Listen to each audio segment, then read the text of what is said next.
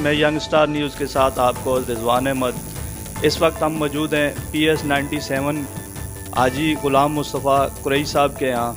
आज जैसा कि आपको पता है कि शब बारात की रात है और आज हम हाजी गुलाम मुस्तफ़ा कुरैशी साहब के पास आए हैं और ये आज की रात के बारे में आवाम को क्या मैसेज देना चाहेंगे। अस्सलाम वालेकुम। वालेकुम अस्सलाम व रहमतुल्लाह।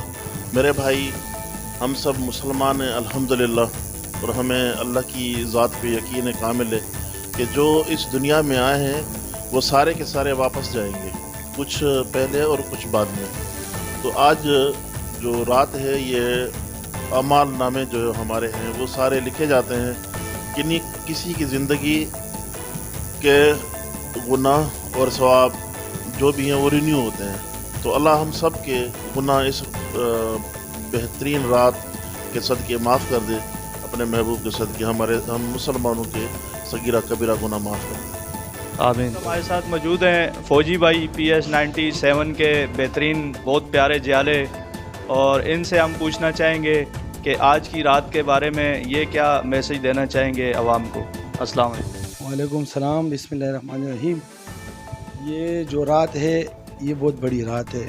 इसमें जो है ना नफले करे, इबादत करे, और मग़फ़िरत का महीना है, और अल्लाह ताला से जो है ना अपनी गुनाहों का मग़फ़िरत करे और जो है ना दुआ करे कि अल्लाह पाक हमारे गुनाहों को बख्श दे और तमाम उम्मत मुस्लिमा का गुनाह बख्श दे, और जो दुनिया से चले गए हैं उनके लिए मग़फ़िरत का दुआ करे कि अल्लाह पाक उसको जन्नत फिरदौस में आला मुकाम अता फ़रमाए।